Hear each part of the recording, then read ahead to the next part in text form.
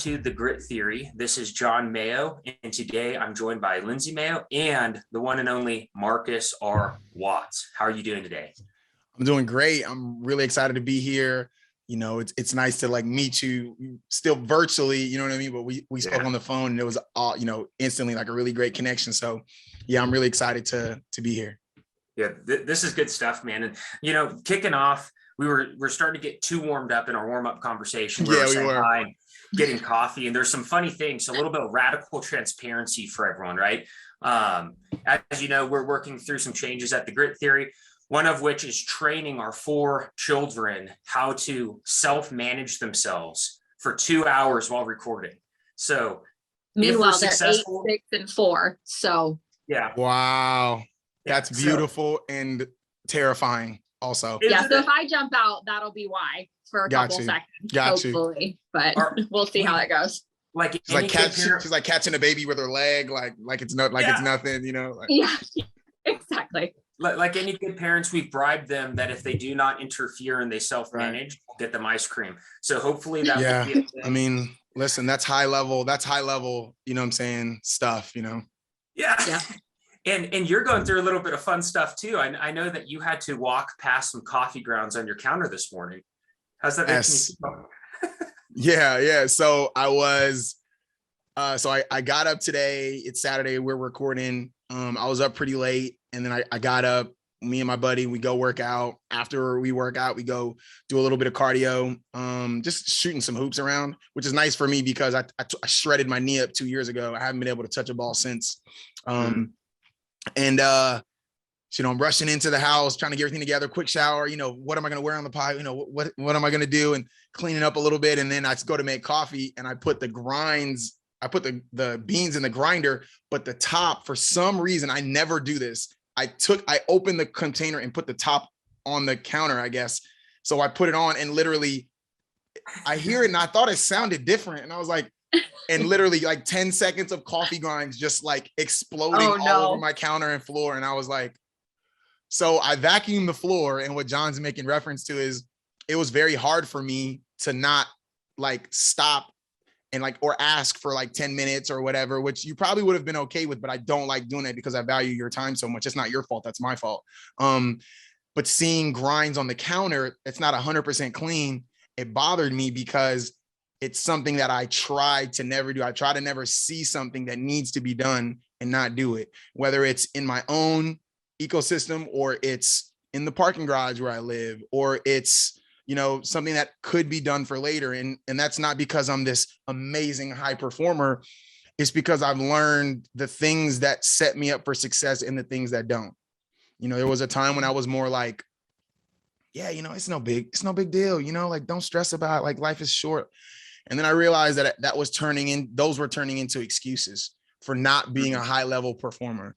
And I remember something that my mom used to always say to me, God rest her soul, she's like, why would you wait to do something? Just in reference to cleaning. She would say, just clean as you go. Just do the dishes as you're cleaning. And I never enjoy it. I'm like, I'm cooking. I don't want to cook and clean. And now every day I vacuum my house twice a day. Like it needs to be cleaned, I clean it. It needs to be fixed, I fix it. I don't call anybody, at least until I learn the skill set. So that way I know someone can't pull the wool over my eyes, and I take pride in taking action, and I believe that rolls over to more of what we're going to speak about today. So. Yeah, I absolutely agree with that. Yeah, I think it's a direct plug-in, right? Like something as simple as coffee grounds speaks to the intentionality and the lifestyle mindset that you cultivate.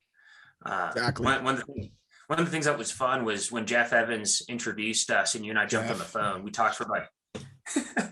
Love that guy, man. I really do love that guy. He's a good guy. Yeah.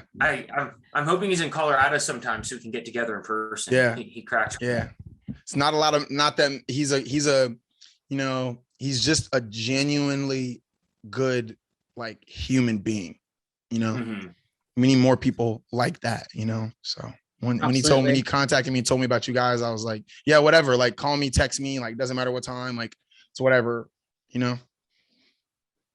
Yeah, absolutely. And what struck me, you and I jumped on and we just started nerding out over processes and how you run operations. And we shared some tools back and forth. And it just 30 minutes of exchanging ideas. And I was like, well, I think this will be a good conversation for us to jump into. Yeah. So. And, all that comes back to kind of what we were referencing before. Those things aren't because like this guy is so smart. It's just, I know that there are things that I don't know.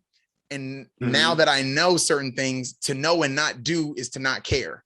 So once I found these tools, I was like, okay, this is how to do it. There's no other way. If I choose to not do it, then I'm saying that's another quote. That's something that my dad used to say to me. Shout out Chris Watts. He used to always say when I would get in trouble, maybe you guys can use this with your kids. He would say, hey, it's one of two things. Either you don't know or you don't care. And he's like, and I know that you know. And I was like, it's just like an epiphany. It's like, damn, like I did know and I chose not to. So what does that say about how I really feel about respecting my father, That's I'm going to use that now. For sure going to use that. Take it. It's powerful. It's like, just sit with that. Yeah. You just throw a little pause in there. Yeah. Teenage I'm always years, it comes in the best. Oh, I'm sure that would be absolutely great. I'm always telling them that they planned poorly. Yeah, that's not my fault. And it's the same thing. It's the same thing in business. They're like, hey, we need this tomorrow. I'm like, hey, like, I completely understand that you need that, but that's not my responsibility to account for your poor lack of planning. And now you want me to, so you're telling me you want to plan poorly, but you want me to execute highly? Get the fuck out of here. Like, you're not respecting me as a professional. And if we're working in the same organization, you're not respecting the organization by having a lack of preparation. And I don't excuse, can I curse on here a little? Is that all right? You guys prefer that I don't? If you need to let it go, let it go. Cool. Yeah, it's not like a fuck you, like you as a person. It's just like the fact that you're disrespecting our ability. I live by a code. So and we'll get into more of my actual like background or what I do now. But I'm the head of marketing for Generation Esports, which is the largest classic esports platform in the country. And I lead the marketing team. And what we do as an ethic that we live by, as a mantra, is, hey, our goal is to over deliver for you. Now, over delivery is a fun thing. Some people think that it's in the eye of the beholder. I disagree. When you have clear KPIs and you have clear objectives and key results, you know what needs to be done. You know what the roadmap is. You know who needs what, because people have taken the time to think about it. We're still going to need to be agile. Of course, we know this. But when you have that, then you have the ability to always say in every conversation, in every interaction, is what I try to do. How can we plus 1%? Just plus 1%. If we do that every time, plus 1%, then imagine where we could be in 6 months, in 6 years. You know what I mean? With 6 more companies, reaching 6 times more people, changing 6 times more lives. So everything I do. So when I say fuck you, you're not giving us, you're robbing us of the chance to do my best work for you, Right. Yeah. Don't ask me to pay for your problems. No. Right. Yeah. Don't do it. So let's dive in instead of jumping around it. So you have good cause to have become incredibly intentional. Understanding a little bit about your past.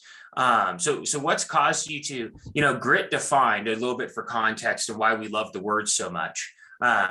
Grit is to be courageous, to execute with bravery, and to continue forward with determination despite difficulty, right? So looking at some of your past, having conversations with you, I know that there's some things that you had to face that you could have chosen to let beat you, and you could have taken maybe some conventional routes, and instead you took ownership and started shifting things around so that you could craft a better life. What happened there, and like kind of what created the Watts that the Marcus Watts we see today? Why do you care so much about the coffee grounds on your counter? What created that? Yeah, that's a good point. And I'll try to not be like too long-winded, so feel free to like jump in. But I mean, such a good question.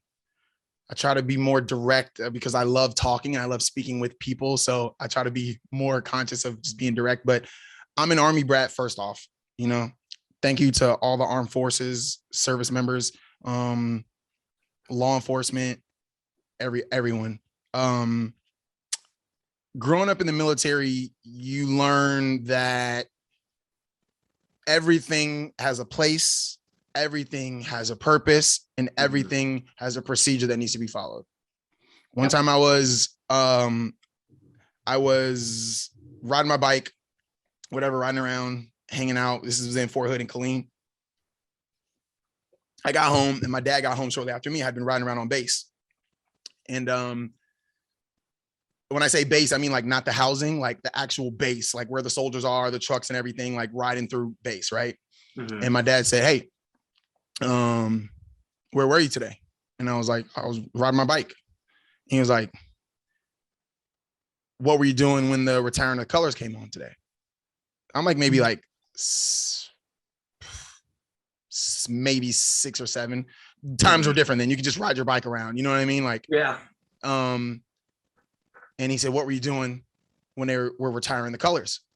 And if you know what that is, they play the trumpet and, you know, they bring the flag down for the day and everyone stops what they're doing. Correct. When you hear it. We taught our boys to do that too. Yeah. Thank you very much. Family. Yeah. We're an Army family. So yeah. We get it. Yeah, exactly. So I was like, "What do you mean?" And he said, you didn't stop. And I know to stop, because when I'm with my dad, that's what we do. And it just made me very aware of recognizing where I was and the things that I do. I'm like, okay, well, this is how it's supposed to be. So that was like the foundation for me. It's from a military side. You know, I got, growing up all over the world, you meet tons of different people. I got the opportunity to go to college on a basketball scholarship to get my education and have my parents not pay for it. It was a blessing. It took a lot of hard work, and it would lead me on a path to professional basketball. Now, the thing is, when I got to professional basketball, I really was just leveraging to grow my resume, because I know that if I have professional basketball player or professional athlete on my resume, it's just going to open up so many doors, like a certificate, like whatever. Like, I played professionally all over the world. People paid me money because I'm good at performing athletically. And being that I wanted to be inside of the fitness, the health and fitness world, I thought that this would be an extreme like upside for me. And it was. It opened up a lot of doors for me. It led to my first opportunity, starting my first company, training, local leagues. I had players that actually came from Europe, soccer players that came to train with me, NFL players, MLB number 2 draft picks, like semi-pro football teams that would lead me into managing facilities. Then I would open my first facility in 2013. And this is where it starts to get a little iffy. I started there were a lot of things that I didn't know, and there were a lot of things that I didn't know, but I didn't know that was a concept back then. Right. And my business is growing, but at the same time, I wasn't able to take care of myself. I didn't know I was in this. I didn't, have the finances, even though the business is growing. I just didn't know. I didn't know that stuff. I didn't have that literacy on like the business side of things. So for really fighting to grow myself and learn as much as I can and doing everything on my own. Not to say everything. When I say everything, there were some really instrumental people in that. They know who they are, but you understand what I'm saying. I was the cog. Yes. I was the main cog. And that would lead to a business partner wanting to leave that situation. And long story short, $20,000 is gone. And our business pretty much in the matter of 2 days, our name, it's a CrossFit thing. If you know how CrossFit affiliates work, you already know what happened. Pretty much our affiliate became someone else's down the street who had a struggling business, who I had mentored. And our entire audience, our entire community of around 150, almost 200 members was completely turned against me because a story was told, and people will always, that's why perspective is important and conversations are important. Isn't that true? And it was a time at which I had started growing myself. I started reading more. I started paying for courses I couldn't really afford. 67 Steps by Ty Lopez, Tribes by Seth Godin. I started buying books and giving books away. I started, 4-Hour Work Week, 4-Hour Body. I mean, the start of You, just, I could go on and on. I just started listening to people who had like a pulse on what was really happening and were living the lives that I wanted to live. So when this happened and pretty much my world was swept up underneath me. Meanwhile, at the same time, when this partner said that he wanted to leave, I structured a deal with one of the largest gyms locally who wanted to absorb our brand bring it on and be a part of theirs because it was so strong. If you know CrossFit Lawless, people that hear this in South Florida, CrossFit Lawless brand was very well known, actually, like nationally. I was actually offered within less than a year of running my gym and just being the guy that played basketball, but we had really great performance programming and community. I was actually offered the job to move to Chicago and manage Brick Chicago as they were building it. But I turned it down because I couldn't let my investor down. I couldn't let my community. I had just started this journey. I wasn't going to leave and just go do something that was better for me. I treat business the same way I treat the streets, and I would never leave. I would never turn my back on you. Not until the job is done, you know, just like our soldiers, you know, till the job is done, you know? So, it turned my world upside down. That deal ended up falling through. And pretty much every single member of this gym who I'd known for 3 years, some of which couldn't lift the barbell and now were level 2 coaches, some of the highest performers in the region. And they wouldn't return my call or my text. They wouldn't even text me back. And I wanted to kill myself. And what I realized is that I put too much of my worth in relationships, and not enough in the development of myself and the sufficiency of myself as both. It's 2 things I care about: growing myself as a man and growing myself as a professional. So I started doing more of that. You know, I read even more. I, you know, got even more courses, and I started to remove myself and doing less of the things that were hands-on with me in the gym with things I was already an expert at. I mean, I was a master fitness liaison. I gave courses at the police academy. I did private classes with the SWAT team. I mean, with operators where you couldn't even have them on camera. I'm teaching some of the best how to move properly. I was on the exercise science and kinesiology board at the local university, and I did not graduate college, and I did not go to school for kinesiology. So it was a really awesome thing for me to see that getting recognized, but at the same time, I was struggling in these other places. So what I started learning was that high performers, they did these certain things, you know, they approached business a certain way. They approached life a certain way. They approached routine a certain way. And honestly, I just started to see what these people that were doing that were saying. And I just was like, I just started emulating it. And one of the things that stuck out to me was when I heard Andy Frashella actually mention that. And this was way back when his podcast was a lot younger. It's undergone a little bit of a transformation. I don't really care for it now with like, it's like almost all Q&A stuff. I like more of his like shorter sound bites and stuff. If you get a chance, I would highly suggest. It's like the top business podcast on iTunes and Spotify, and has been forever. And they don't do any sponsorships, which is really cool because he's a powerhouse. But he just mentioned that, just like, you know, the attention to detail, the detail. And when you're doing your affirmations in the morning with intention, the detail and the visualization of, you know, pulling up in your car to the Clearport and opening the door, it's a wood grain and it's a black handle and it's white trim. You know what I mean? All of these details, what the ground feels like, all of these are details of you envisioning it so you can bring it to life. I have to have the same detail in every day of my life if I'm going to think about all the things I want and what I want for my family and, you know, the financial freedom that I want to create. So I try to do it in everything, you know, and how I walk my dog. Yeah. I'm intentional. I'm not listening. I'm not talking on the phone when I'm walking my dog or like, you know, on Instagram or something. I'm like, this time for him. You know what I mean? When I'm with my girl, you know what I mean? It's like, yo, this time for her. Like, nah, don't call me. Like, I can't talk. You know what I'm saying? This is her time. You know, when she's done with me, then you can have me, you know, like, no, hey, I can't. Sorry, babe. Like, you know, sorry, bro. Like, this is from this time to this time, I'm doing this. Oh, you want me to get in your calendar? Yes, I do. And if you got a problem with it, get the fuck out of here. Like, I'm sorry. Then you don't respect me as a man or a friend. Okay. See you later. You know? So it's just that intent, you know, that everything kind of it's all interconnected, you know?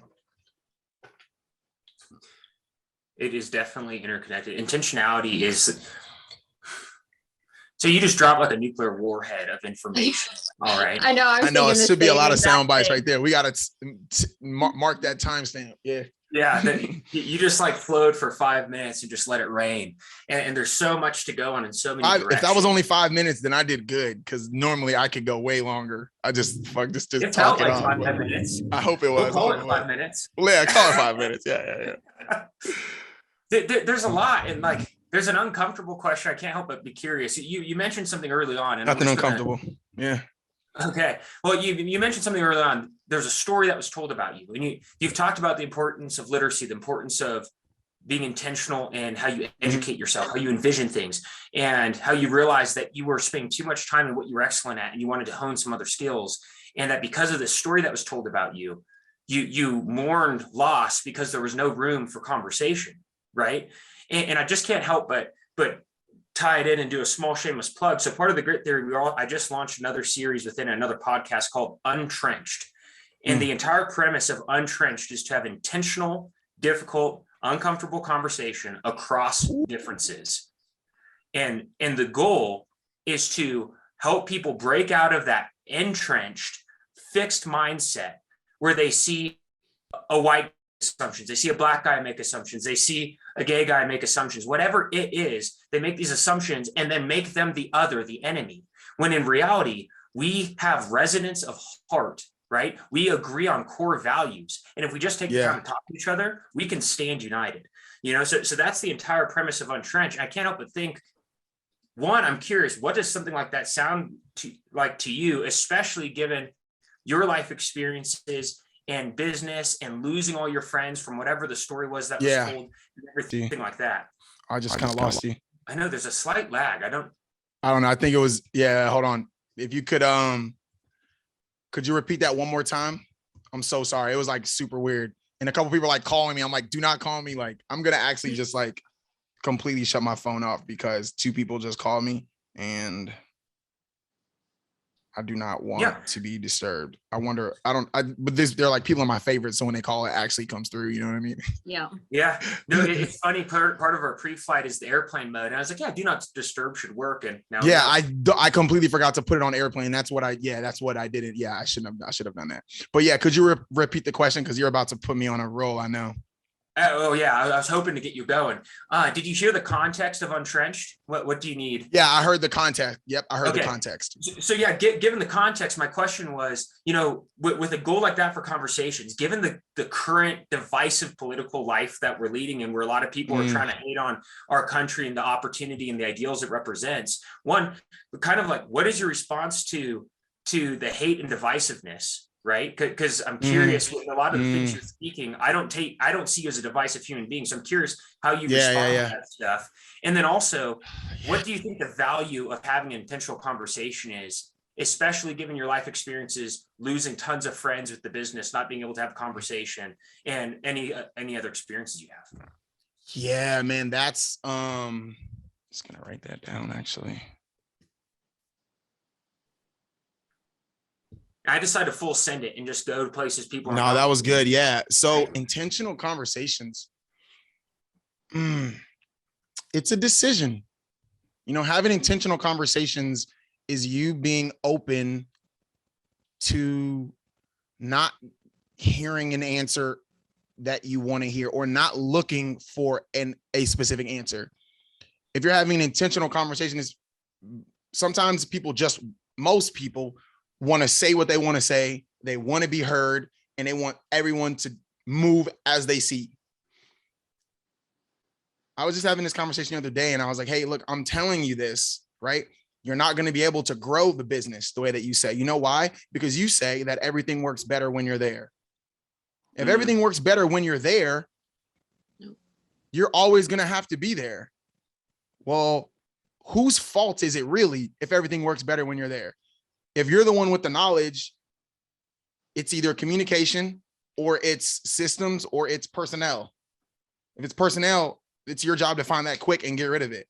You know what I'm saying? If it's communication, do a better job, plan it, get a coach. If it's systems, find someone that can help you create and implement them.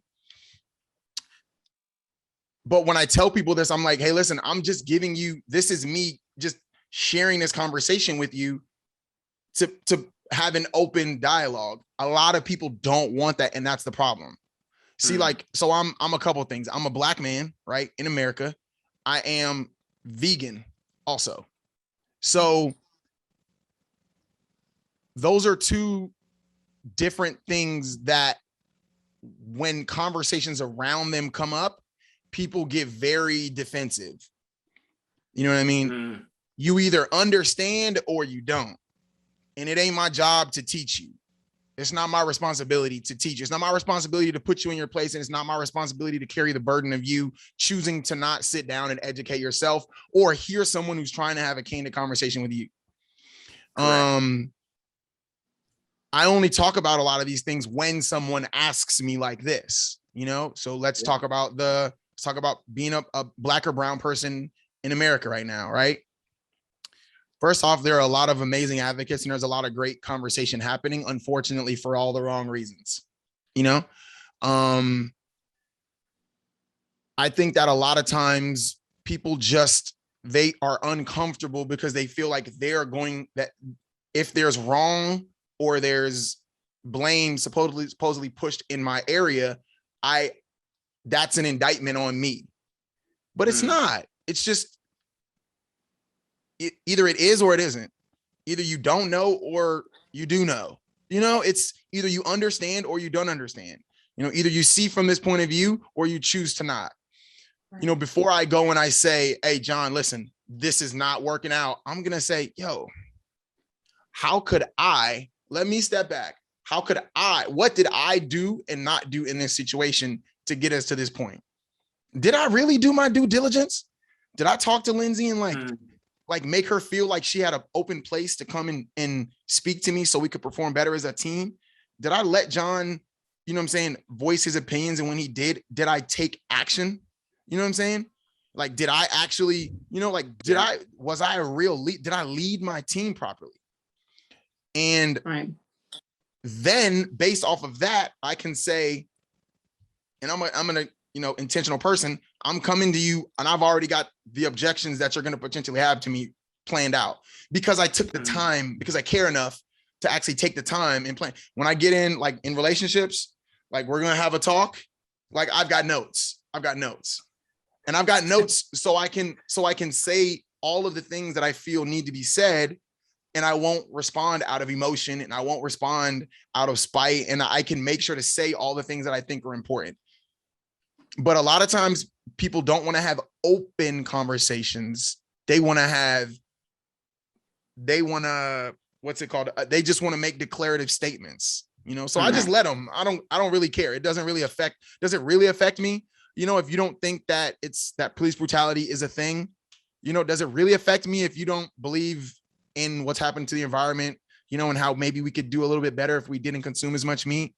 No, but then also on the other side, I'm looking at, man, you know, there are a lot of people who have businesses and they take care of their families around the meat industry. I don't want them to be affected. Maybe I should be aware of this too. What does that entail? How would those people feel? Man, what if I know somebody what if I had a police officer that was my wife, you know, or my uncle, and he was in this space where people were how would that feel? What can I do? How can I just be better in like helping to bridge that gap and not have a personal bias? It's a very hard thing to do. It takes a lot of introspective thinking. And most times people talk without thinking. And they don't realize that there are things that they don't know. And if they do know, they choose to not care. All those, I worked all those in one sentence. That's pretty bar. Dude, that was great. That was absolutely great. Right. You're flowing, man. You're pumping me up. You got my hands starting to sweat. My palms are sweating. I'm getting so excited. Oh, I love it, man. And thank you for going. So like, I'm realizing that I am beating on the drum. Lindsey and I are beating on this drum. We are going to war against the divisiveness because we believe that this land is amazing and that the opportunity presented here is 100%. Phenomenal. And we have children that we're attempting to raise. Who need to, exactly. Right? You know, like this is the next generation, and I have a responsibility to teach them all of these things, to make them think before they speak, to think of all the opposite sides. In fact, Jonathan and I, a couple years ago, one of the mottos of our family is intentional living. And how do you do that? And how do you teach small humans that? Because they're just like, well, everything revolves around me. And I'm like, no, it actually doesn't. So, you know, just kind of coercing them to understand these things. Yeah, no, I know. That's a challenging thing to do, you know, and I watch people. I mean, I don't have kids, you know, hopefully, I'll be as, so lucky to have a, a wife and family of my own. But I remember when I was a child, and this is kind of like a joke, like in the Black community also, is like, before you go into a store, and white community as well, I'm sure, before you go into a store, my mom would just say, listen, don't ask for anything. Like, don't look at anything. Like, there's nothing here for you. This is not for you. And that's just like, correct. And then also I remember there was another thing that my mom used to say. She was like, this is actually from my grandfather, God rest his soul. Children are to be seen and not heard. And it wasn't that I'm insignificant. It was just that you are not the center of attention. Yes, it's cute when you do some cartwheels and you say something funny to a stranger and everybody laughs, ha, ha, ha, ha. But this is not for you. We're not here for you. You know what I mean? Right. Like, and again, it's that intent, and that's those little humans turn into adults who still have the same mentality. Yeah, I want them to learn to listen well. Like when they learn to listen well, they can actually have input. And if we're bringing them, my biggest thing is like children are not brought to the adult table anymore to listen and learn and develop those ideas and even learn how to have abrasive conversations and how to have, to problem solve and just, And I was like, that's something that I really value. I'm like, I want my kids to be able to speak to adults in a well thought out manner. Go ahead. Okay, thank you. What I was just going to say is what we're talking about here is we're teaching both the younger generation and our peers in America, other human beings. Hey, do you know what we all need to strive to do? Seek to understand before we seek to be understood. Yeah. Right. 100%.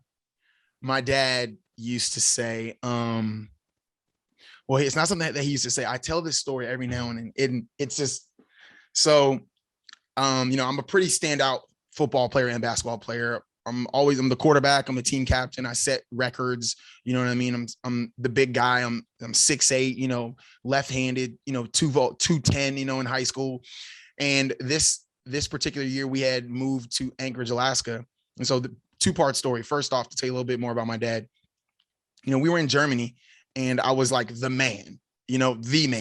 And we were getting PCS'd to Anchorage.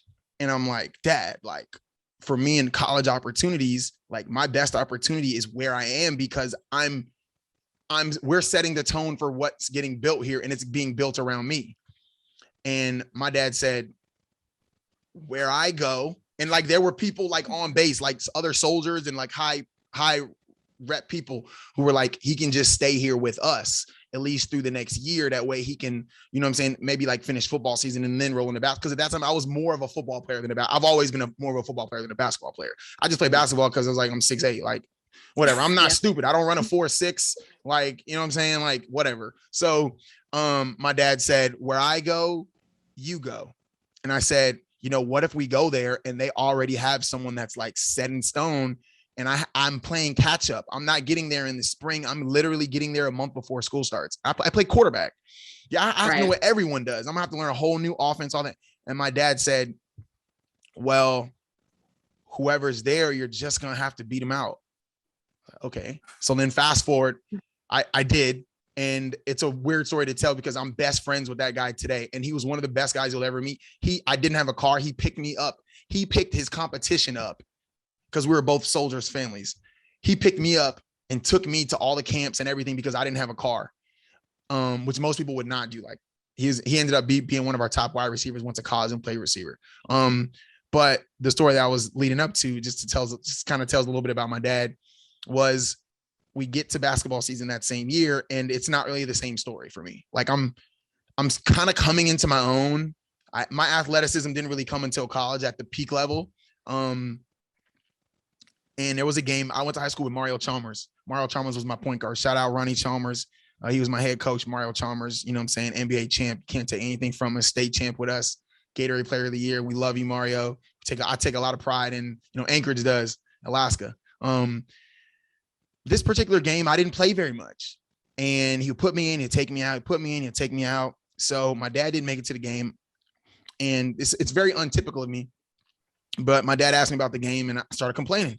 Oh, Coach Chalmers put me in. He'll take me back out. I do one thing, you do this. And I'm going on for a while. And I'm like, and then this, and he practices this. And then he goes, let me ask you, every time that you got the ball, did you score? And I was like, no. Like, who does that? Nobody does that. He was like, okay. He was like, one more. He's like, so like when your man like had the ball, like did you get a stop every time? And I was like, again, who does that? No, no, I didn't. He was like, did you clean the glass? Like, did you get all the rebounds? And I was like, no, Dad, of course not. He's like, maybe you should.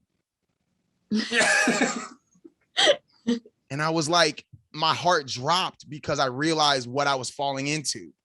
And I was falling into what I've seen other guys do and how I've seen other players become and how some guys were. And it's that easy for my dad to support that behavior. It would have been that easy for him to be like, oh man, but you got to play through it, like, yeah, don't worry about it. You know what I mean? There's always going to be people holding you back. No, he's like, no, why don't you take, and that's the foundation that I'm built on. So I'm not going to blame somebody else, and that's the whole thing that you're talking about with your kids. It's like, yo, don't sit here and what could you have done? You know what I mean? And then once you've done everything, once you've hit every shot, once you're shooting over 70% and you're getting a double-double with 14, 20 rebounds and you're stopping your guy and you're known as a freaking stopper, you know what I mean? Then you can say something. And later I would become a player, even as a freshman in college, where I set a record for like double doubles. And I remember being in a playoff game and as a true freshman, and there was a guy that just kept scoring, and the coach had taken me out, and I turned to Coach Price, Tick Price, shout out Tick Price. And I just said, put me on him. He didn't score again. And I started wearing that. I wore that. I wore things with intention. I'm here to do this thing.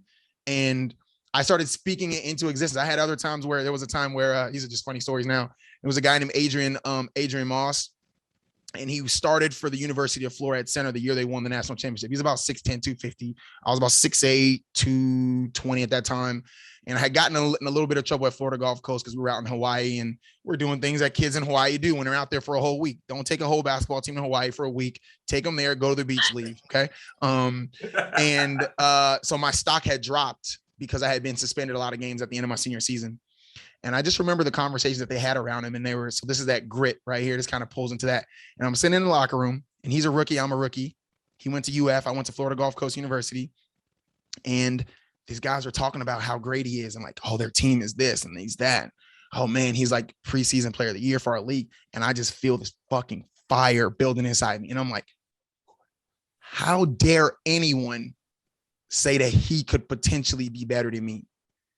I'm telling you right now, there is no possible way on God's earth that he's more prepared than me. If I'm lying, I'm dying. And so I stood up in the locker room and I said, when they come here, I'm looking at the coach. I said, I guard him, he guards me, and don't fucking take me out the game. And I was there purely to embarrass him. I gave him like 35 and 20. It was a nasty 35. It was like, come out here and now we'll go down there. Now I'm going to go this way. Now I'm going to use the other hand. I made sure that everybody, at one point they switched them off of me and they put another guy on me, a big European guy. So I cleared the floor. I crossed him. He fell, he fouled me. And then I turned their benches at the far side. I walked to half court and he's on the bench. I said, don't put nobody else on me but him, to the coach. You know what I'm here for. And if I'm going to lose, I'm going to lose. And if I'm going to make mistakes, I'll make mistakes, but I'm going to be intentful. So I love that you guys are doing. I love, like, you have to grit your teeth sometimes and bear down and say, like, this is what I stand for. This is what I'm out here to do. And that doesn't mean I'm going to succeed all the time, but I'm going to learn from those failures and keep going. Goodness gracious, bravery, courage, and determination despite difficulty, right? And there's something that comes when you cultivate that. You get to be confident. You get to be aggressive. You become a warrior. I earn it. You earn it. You earn it. And that's what we're talking about. You have to teach people, young children, adults who don't know because they didn't learn. You need to seek to understand before you're understood, because that's the only way that you have the slightest chance of earning a seat at the table where you have you've earned the right to speak, right? Like your father showed you in that car. He's like, oh, you're not playing perfectly. You're not accomplishing every task you should. Then shut up. You've not earned the right to speak yet. You don't understand your coach's perspective yet, because your coach is going to put someone who's doing better than you. So how about you look at yourself instead of playing the victim and see how you can improve yourself, because then you'll earn the right. You'll understand why your coach is doing what he's doing, seeking understanding, and you'll earn the right to be able to speak up and call anyone out and do your thing. Exactly. Yeah, exactly. There, man. Yeah, and it's funny because that took me on a whole nother route. I never played a day of AAU ball, so I had no offers for basketball. After that conversation with my dad, that offseason, I prepared like I had never really prepared. And going into the summer, I started doing some really amazing stuff against some guys that would end up going to like Oregon, like 7-footers.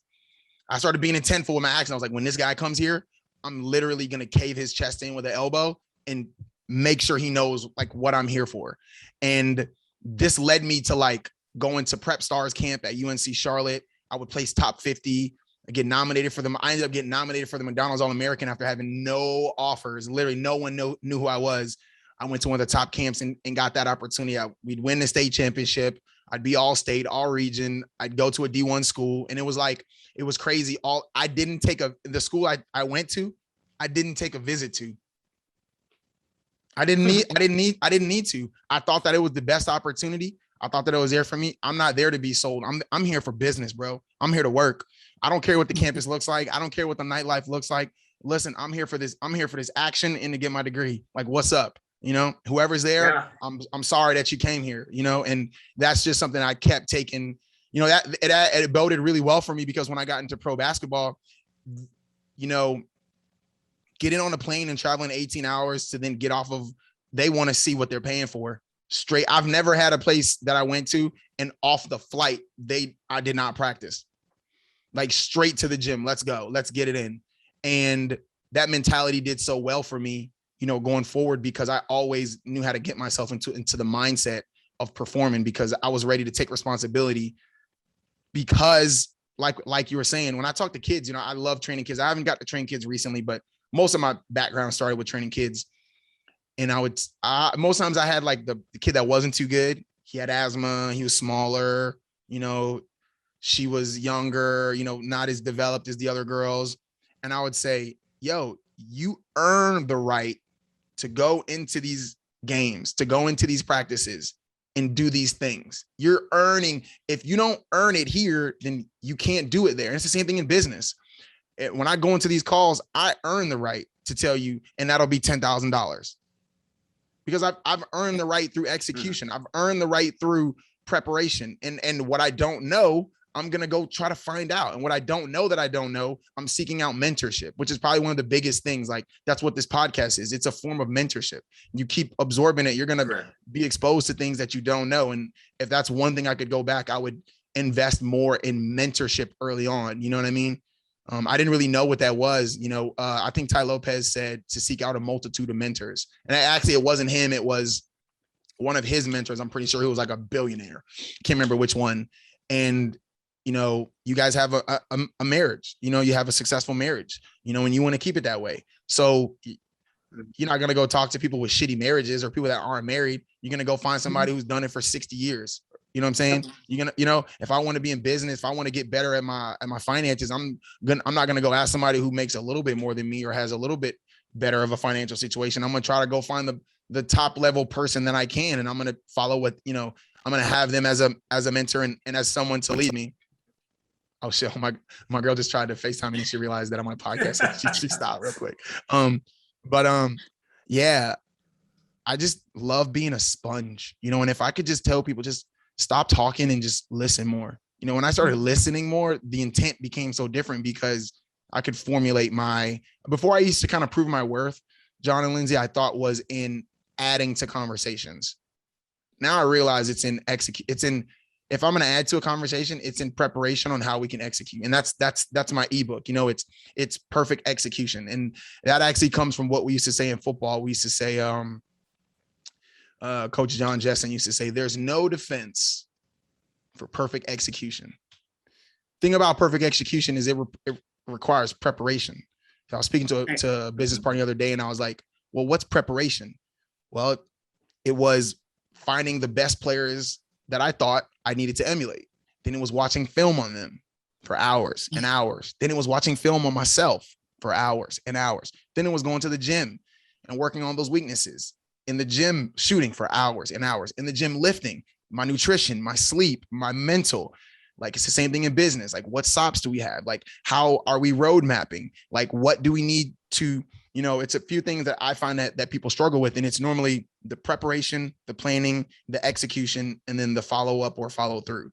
You know, like, what things do we need to do to first, before we start preparing? It's like, it's the planning. Like, what do I want this to look like? Like I told you earlier, I need to be on 20 podcasts before the end of the year. That's because I planned. I planned. I got to do this. This is what I believe is going to get me the result. You know, once you've done the planning, then it's the preparation. All right, let me get the logos together. Let me get let me get my call sheet together. Let me set up my Calendly. You know what I'm saying? Let me get my shirt made with my logo, so when I talk, it's on there. Like, you know, let me get my microphone. Okay, let me run tests. Okay, awesome. Then phase 1 of implementation. You know, phase 1 is 90 days out. Phase 2, 60 days out. What all things need to happen? And the next thing you know, you're just finding more and more and more things that you can do to make sure that it's a success for you. And you maybe get the result you don't, or that you want. You know, maybe you don't, maybe you do. But either way, now the next time you do it, it's going to be a lot better. And then the next time you do it, the next thing you know, you're doing it for other people who are charging you, who you're able to charge a pretty good amount for. And you've realized that this time under tension, like a muscle, you know, has grown. And David Goggins calls it a callus in your mind. Oh God, it's just the best thing. Like, you have to like develop that mental fortitude, and it's not just in the execution, it's in the planning and the preparation. Right. Did I step on you, Lindsey? Do you have more? No, you're good. I'm just listening. So I'm a quiet person, sort of. I really think before I speak, and it's caused a lot of fun tiffs in our marriage. That's how I know. I mean, I don't know. I'm not like, oh yeah, I know. But that's why I kind of am the way I am. I try to I realized that I used to just talk without thinking, you know, or I would respond. I would let someone else's emotions move me. Yep. That's exactly how I was too. Yeah. And in sports, you know, I don't know if you play sports but in sports, that's a weakness. So then I was like, how come I don't see it as a weakness in everyday life? You know, because in sports, it's like you're showing all your cards. Exactly. I'll let you talk. Now, you know, I'll let you talk. They talk. I'll act kind of timid. Don't say anything. Don't say anything. They're talking. They see me warming up. They're kind of like, oh yeah, you know. And then we start playing. And the first time I put my fucking hands on you, you already know what's up. And you're like, wait a minute. Right. Like, we thought you were quiet. Whoa. You know, and then once I start knocking down shots and you start hearing me communicate, you're like, wait a minute. And now we're busting your ass. And I'm like, yo, what's up, bro? You're a little quiet in here. It's a little quiet, you know? Right. Hopefully they'll humble them a little bit. But yeah, I when you do talk, you can tell though that you talk with intention. So I respect that. You.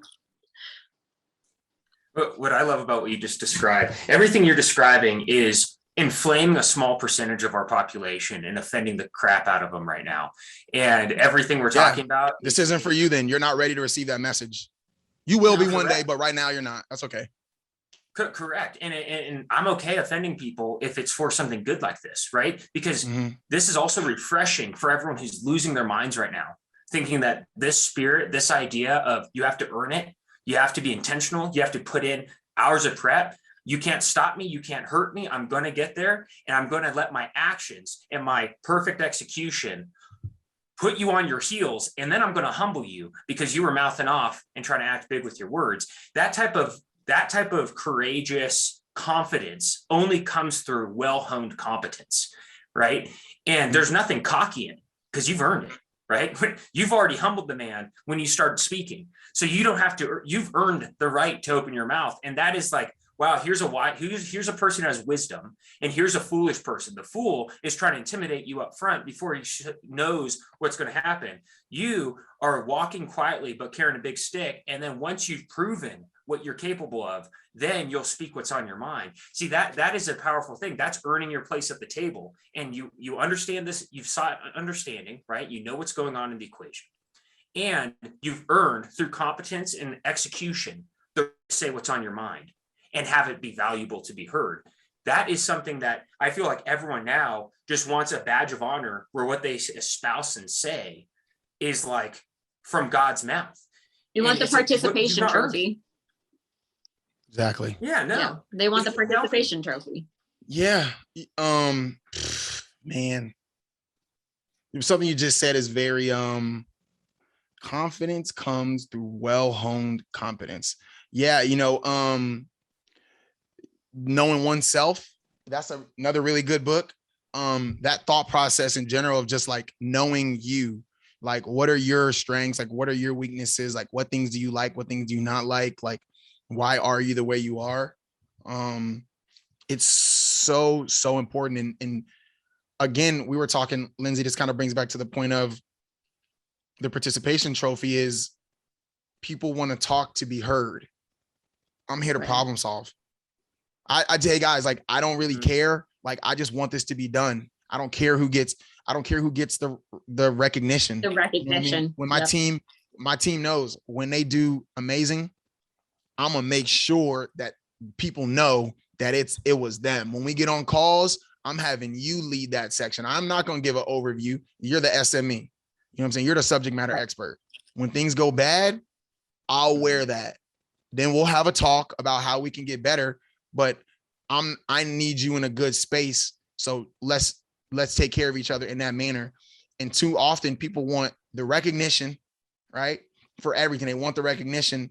What I do is, and like it's funny because I try to move in a manner in business, like I said before, the same way that I move in the streets.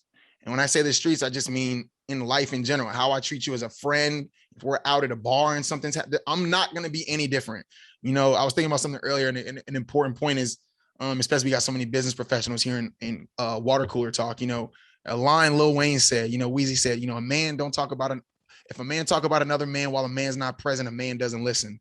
And I thoroughly believe that. And that's in friendships and that's in business. You'll talk to people and someone will complain to you, like, like for instance, when I was talking to my dad, right. Or, the kids or something, or, you two in a marriage, and it's like, I can't believe that so-and-so did this. They did this. And I was like, how, that should never happen. And I'm not okay with that. And I'll be like, did you say that to them? And I'll be like, no, I'm like, oh, maybe you should. Chris Watts, shout out. Maybe you should go have that conversation. You know what I mean? Yeah. Maybe you should. I remember a time where a girl I was dating at the time, at the gym, some of the girls were doing things that girls do, and they were saying some stuff about her, whatever. She walked into the gym and she heard that, and she's telling me about it later. She's like, I walked in the gym and so-and-so and so-and-so were talking about me, and they were saying this. And I was like, yada, yada. And I was like, did you say anything to them? Because I'm like, I hope that she did. Right. I hope that she did. And she's like, well, no, I didn't. And I'm like, so I can't stand up for you now because you didn't stand up for yourself. Now I can't go and have a conversation and support you because you didn't come with the proper follow through there to allow us to all like work as a unit, So, I don't know where I was going with that, but I thought it was a good example of just like, speaking up and that leading you to take that accountability and not feel like you deserve to have something for you, Absolutely. Taking accountability on something like that and being like, it's a skill. You have to hone the skill of being courageous enough to engage in uncomfortable conversation, right? Like whether it's a conflict and did you tell it to them? No, like go tell them. Like whether it's addressing the issue head on or whether it's asking a question like, hey, we're in a crazy time where everyone's trying to make us hate each other. What do you think from your perspective? You're a black man. I'm not. What are you seeing? Because I can't see it. Because something Lindsey and I don't want to do is raise colorblind children or be colorblind. The world is so much more beautiful if we see the differences and respect them and then see the mosaic of life around us, So it's like you have to have questions that are faux pas and uncomfortable to be able to offer back something of greater value through that understanding. Yeah, that's a interesting conversation, because, for instance, when you're talking about self-evaluation, right? So a lot of things have happened, right? Everyone that's, lost their lives, we could give the list out forever, as well as police officers. We could give that list out forever. I remember there was a time where we were in Killeen at the same time. A lot of lessons I learned in Texas. Texas has a deep place in my heart. I think I was out somewhere I wasn't supposed to be. Like, somebody saw me, they told my dad or whatever. And then a couple days later, I got in trouble for it. A couple days later, there was a situation where somebody like drove a car intentionally into like the front of a diner not far from us. And my dad was like, actually it happened like around the same time, like literally like the same day, or like I did this the day before. And so on the day that this fell, he was scolding me, and he said, there was somebody that was there that should not have been there. They were supposed to be somewhere else. They were in the wrong place at the wrong time when they should have been somewhere else at that time. And because of that, someone could have been hurt, or they could have been one of those people that lost their lives, and they're no longer here. And I just remember crying and thinking about, man, I could have been somewhere I wasn't supposed to be. And like, whose fault would that have actually been? You know what I mean? Like that, like me saying, all right, like, so when you're talking about like these things that have happened, in the, news cycle, and just, in the last couple of years, it's like the first thing I say is, it sucks that I have to be a Black man in America and I have to move a certain way. I was telling somebody a story to break it down from. I was like, let's say some shit's about to go down. I know some shit's about to go down. I'm not calling the police. I'm calling one of my white friends and telling them the story of what's happening. So when the police come, someone else can speak for me, because more than likely we're talking about a certain type of situation. If it looks a certain way, it's just my word against theirs. Right. And the big Black guy with cornrows and a nose ring is not going to get the benefit of a doubt. I do not expect to get it. It is what it is. It's what I've lived with my whole life. Now, on the other side, was I supposed to be there? You know what I'm saying? How did I carry myself leading up to that situation? So when I look at all these things that happen, I'm like, it's a tragedy. I shouldn't have to move this way. I mean, I should be able to, if other people can talk to the police, however, like, why shouldn't I be able to talk to the police, however? People literally run from the police every day. It's a part of the job. Literally, it's a part of the job. So, you know what I mean? So how come when one person runs, but at the same time, why were you running away from the police? Where is the evaluation that we can where's the lesson that can be learned from that? And that doesn't always mean, some people are going to be like, oh, you whatever. I really don't give a fuck. Y'all don't affect me. Like there are situations I'm 100% sure where that wasn't the case. There was no one being in the wrong place. It just was a bad situation. That happens on both sides. But again, like, let me first like say how I can take accountability for my actions and do everything that I can. And, before I start saying it's these people and it's this, and then even then, what type of conversations can I have? What type of conversations can we have going forward? So. I try to give an extra pregnant pause to make sure that if Lindsey has something to say, That's a good, I think they say like count to 2 or something like that, or 3. And it's like, I see, that's good. That's good. Yeah. Yeah. I just want to explain. I want to, because I'm excited and I listen. What I've loved about doing these shows is that I've gotten to practice intentionally listen to every word that comes out of the person's mouth before formulating what I want to go. And it makes it so much more dynamic and engaging and intentional. But, the thing that I think is valuable in having a conversation like this and not trying to whitewash everything, graywash everything, make it all just like a melting pot when it's truly a mosaic, and gaining understanding. That's what I'm trying to say.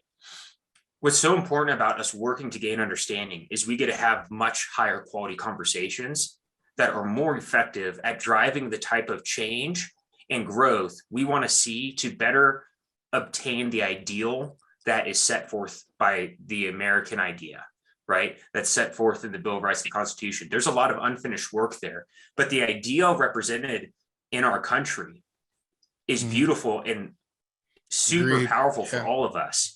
And it only comes through genuinely understanding each other and having the bravery to stand in the gap that we are able to fight to continue growing the freedoms that we know and can enjoy, you know? So it's like this type of conversation, I frankly had no intent of going here, but everything in life is starting to point more in a direction for me, at least.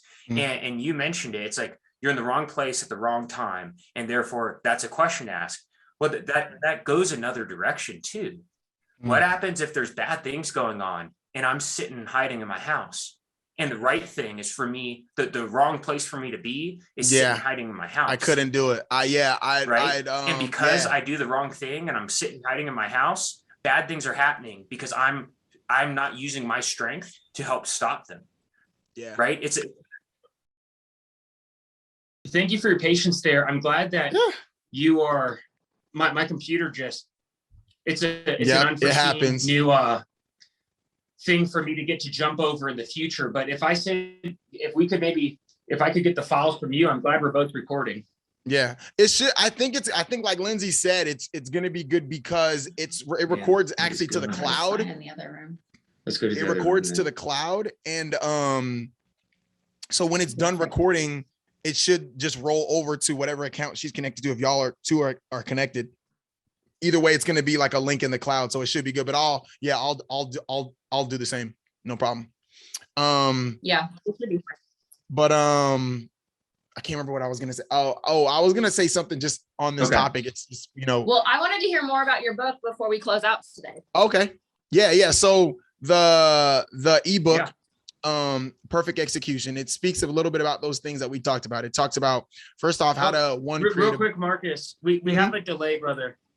Okay, no problem. Let me see if I can shut a couple things. With the delay, this is a frustrating new set of challenges that we're going to have to work through. Don't worry, please. Like, trust me, I know I've had the same thing happen. So I'm going to close out a couple applications on my end. Okay. So real quick, because I would love to, I think there's two things that we want to hit before we have to do anything. One, I want to hear your response to where the computer got shut off. And then, around the being in the wrong place at the wrong time in the inverse, right? Like there's a place we need to act, but if you're not acting there, bad things happen. No. I actually was going to start to say, that's the first part that I kind of think about that is, like you said, what if someone needs help, right?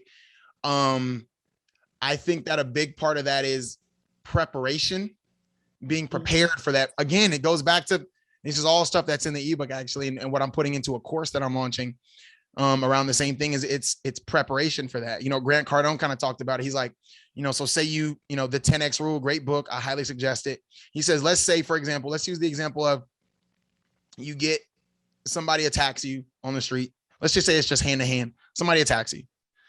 Like, all right, is it that person's, you know what I'm saying? Is it that this happened to you and like, that's, that it's not your fault, or is it your fault? And this is what I mean. If I'm 38 years old, I've had, let's just say since I was on my own, since I was 20, I've had the option to learn how to handle myself in hand-to-hand combat. I didn't prioritize it. So now when that opportunity came for me to protect myself, to get home to my family safe, or protect someone else who I deem necessary because I've now visualized and assessed the threat, I'm unable to do so. So same thing with financial literacy. You know what I mean? Okay, it's one thing to not know. Once you know, okay, to know and not do is to not care. You know what I mean? So I have weapons. I train with them. Should a scenario happen in our country, which it's very common, unfortunately, thank you to all first responders and, love and respect to anyone who's been a victim of a shooting. If you don't know how to operate a weapon and you live in a state where you can, one, have a weapon in your house and two, have a concealed weapon license, then whose fault is that when a situation presents itself and you are unable to protect yourself or those who you deem necessary to protect. You know what I mean? Right. Again, it's a choice. They're all choices. It's all Correct. Choices. So like you were saying about huddling down and like, you know, all that, like I could never, because that's just the choice that I would make, you know, because I feel like I've prepared myself mentally to take whatever results might come, you know? But yeah. Yeah, I think that's spot on. And I think that also plays more in the ideological realm too, right? Like the conversations you have, like the conversation we're having today is a great example where we're just facing things head on. And frankly, I'm having a great time and we're having a blast. But this is setting an example for other people to follow positively and to engage in these types of conversations. And what's crazy is if you focus on executing things, perfect execution, if you focus on seeking understanding, to understand before you're understood, and then to earn a seat at the table, it feeds everything you do, right? Your own life gets better. You position yourself to be able to help others in positions where that's necessary, and to be able to take a stand for things that are good and against things that are not. So I think it's a full circle thing from the personal to the family, to the community, that we get a walk in when we embrace mindsets like the one that you're talking about, that we're discussing. I mean, dude, you're a grit train. You're one of the rare people that I don't even have to put a hand on. I just sit back and you're just running with all the ideas. That's like, yes, that's what we want to motivate people with. Yes, these are the types of issues we want to tackle. Yes, that's what we want to call out and say, hey, if this offends you, it's not your time yet. You're just not ready. You know, it's beautiful, man. This is a blast. Yeah, that's actually like, been talking about with the. I'd say one of the things we've really been talking about with the podcast is grit is defined as a noun. And I was like, how do we make it an action? Like, how do you get people to understand that you have to take action 100% of your days, and it starts with you? Yeah, 100%. You know, I love that. There was something that you kind of said earlier about, you know, when we touched on a little bit about people, you know, being ready for things. And this was something, The 4 Agreements is a really, really great book. If you're just dealing with anything, I think that book saved my life.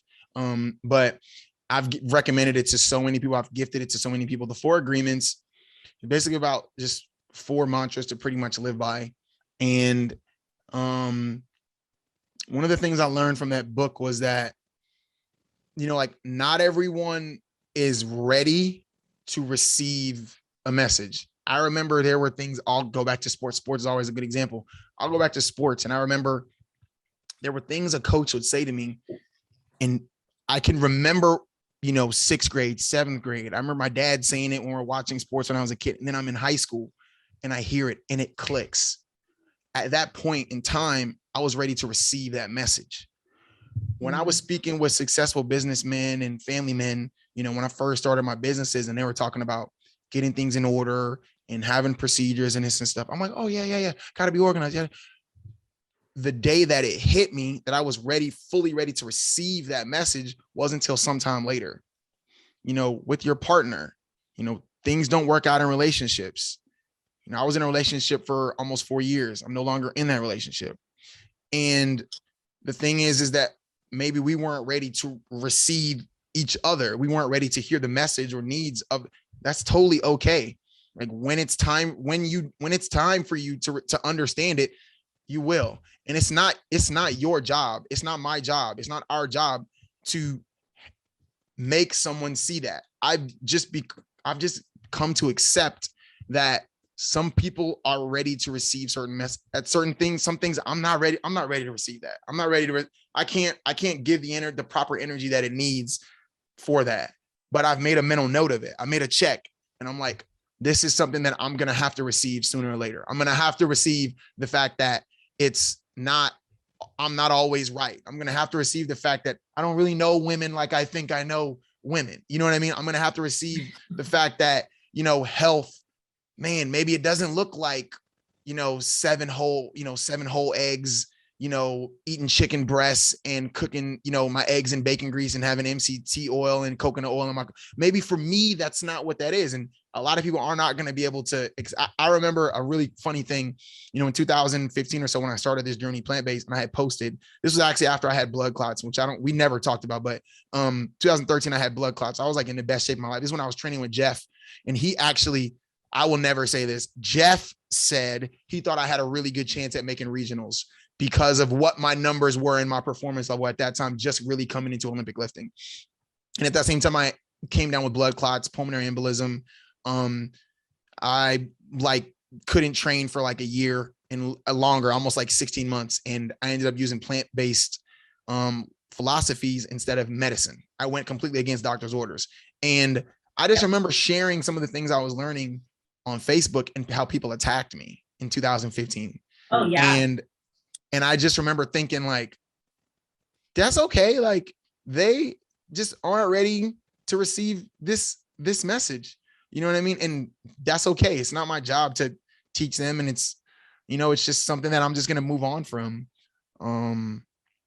It's something I think a lot of us can learn from, people that are ready to receive this, they're going to take this, and there are some life altering messages if you really sit back and while you listen, maybe listen to this the first time, and then go back and listen to it again and take some notes. There's some podcasts I've listened to, bro, like 20 times. Every time I'm like going back through and taking more notes on it and applying them to my life. I think this is one of those, if people could listen to this, I think what you guys are doing is very important, sharing it from the point of being partners as well. I mean, I don't know. They say it's like something like more than like 50% of marriages or something like end in divorce, and I think like, I mean, I'm not married, so I can't speak to that, but I think that if you're unhappy, then you should do things that are going to make you happy. But if you signed up for this, what could you have done? Right? Accountability to go into this situation with more intent and be ready to receive your partner. So kind of things I think about because I want to be married, I want to have kids. I mean, having business and money, all that shit ain't shit if you're not fulfilled, and that's something that will fulfill me. Yeah. Correct, man. Well, hey, thank you so much for coming today. There's two things that as we land this plane and this phenomenal conversation, you've mentioned in terms of a book, Perfect Execution. Could you tell us a bit about your book and then how the heck people can reach you so that they can learn more about what you're doing? Yeah, thank you. So Perfect Execution, it's actually a free ebook that you can get. And it's basically just going to go through some of the processes that we talked about. First off, how to live your days like with intent, how to just organize your schedule a little bit. Some tips that I've kind of picked up from people way smarter than me, that I've kind of tested what does work and what doesn't work. That's from waking up to going to sleep. And then the other part of that is how can you plan? How can you prepare? How can you plan? How can you then execute? And then how can you follow through and survey things? I mean, that's in anything. That's in large things or just your life, just your day-to-day life in general. It could be for your business. That's also associated to a course that I'm going to drop that's going to follow that here later this year, which is basically helping like business professionals, age 35 to 55 who understand and are ready to receive that message. And, like I talked about before, it's seeking out a multitude of mentors. Why do you need to? I always thought I gotta learn this. I gotta hustle. I gotta learn it. No, I don't. I'm gonna find the experts that already know how to do this. I got a virtual assistant for this. I got a virtual assistant for Pinterest. I got a virtual assistant for this. I'm finding people like you, and I'm like, hey, listen. So how do you go about this with your kids? How do you go about this in your man? I'm gonna seek. So this is a part of that. It's gonna talk about that. The importance of seeking out a multitude of mentors. The importance of assessing your performance and setting KPIs and OKRs for yourself in the business of your life, which then leads to how can we run that performance into businesses that we're building. Beautiful.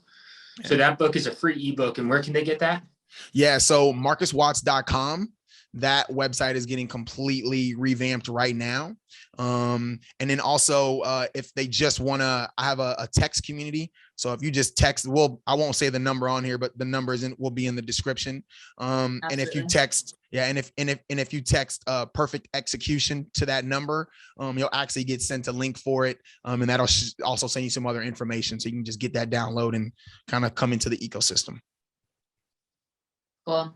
What about social media? Yeah. So where can we find you? Yeah. So on social media, I'm known as my fitness and business persona is the Watts guy.